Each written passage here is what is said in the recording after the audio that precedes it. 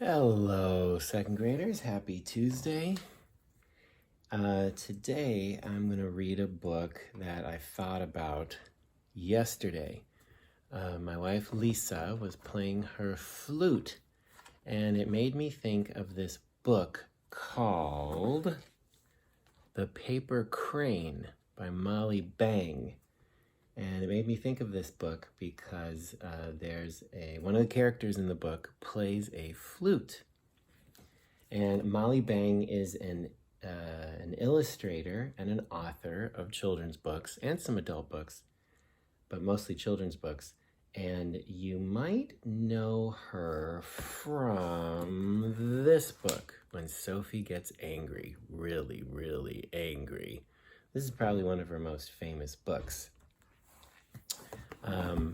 which you may have heard in kindergarten or first grade.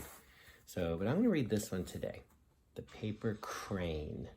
Molly Bang has won awards for her illustrations, her style.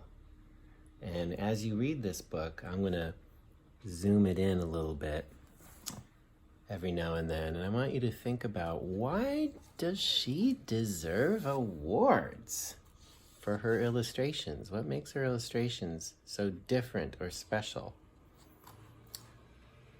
The Paper Crane.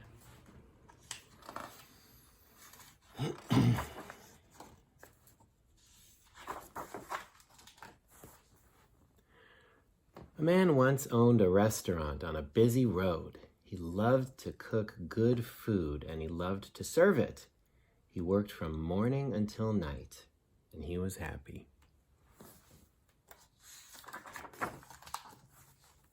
But a new highway was built close by. Travelers drove straight from one place to another and no longer stopped at the restaurant. Many days went by when no guests came at all. The man became very poor and had nothing to do but dust and polish his empty plates and tables. So there's a little map of his restaurant with the old road, Meadow Road. And then here they built this new 4-lane highway. Ooh, I have a text to movie connection. This reminds me of the movie Cars. Ever seen that movie? And you know how Radiator Springs became a shadow of its former self because they put in a big superhighway and no one visited Radiator Springs anymore. Anyway.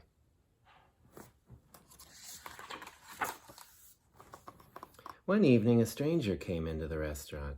His clothes were old and worn, but he had an unusual, gentle manner.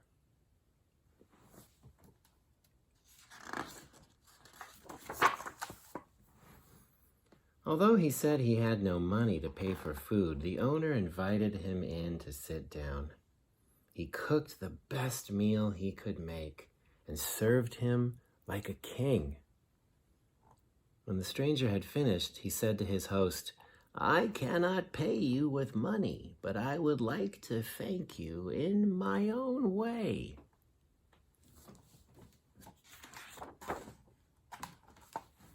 He picked up a paper napkin from the table and folded it into the shape of a crane.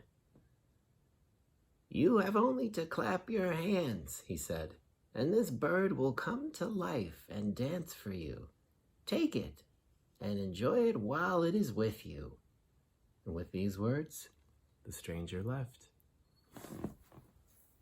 So that's actually not an illustration. It's a photograph of some origami that Molly Bang did for the book.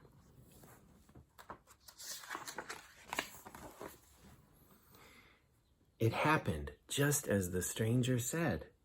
The owner had only to clap his hands, and the paper crane became a living bird, flew down to the floor, and danced.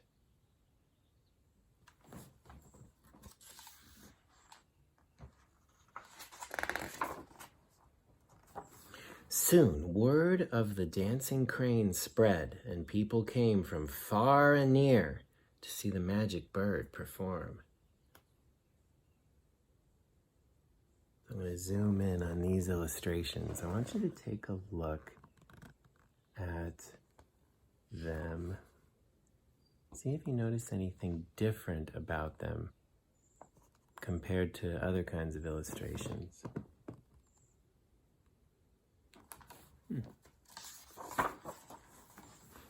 The owner was happy again, for his restaurant was always full of guests. He cooked and served and had company from morning until night.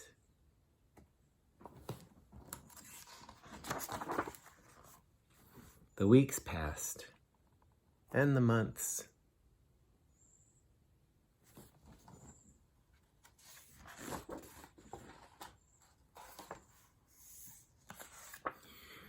One evening, a man came into the restaurant. His clothes were old and worn, but he had an unusual gentle manner. The owner knew him at once and was overjoyed.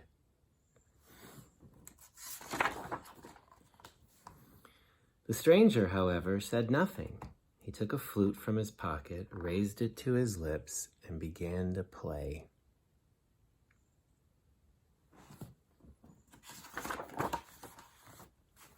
The crane flew down from its place on the shelf and danced at it as it had never danced before.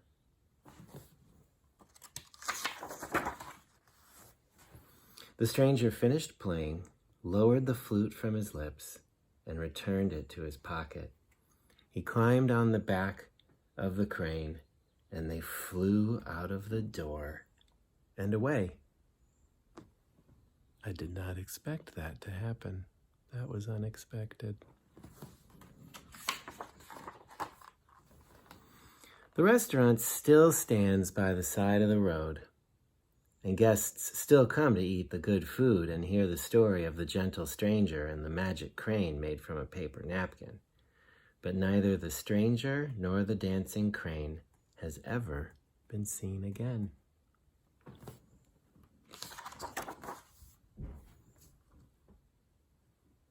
The end.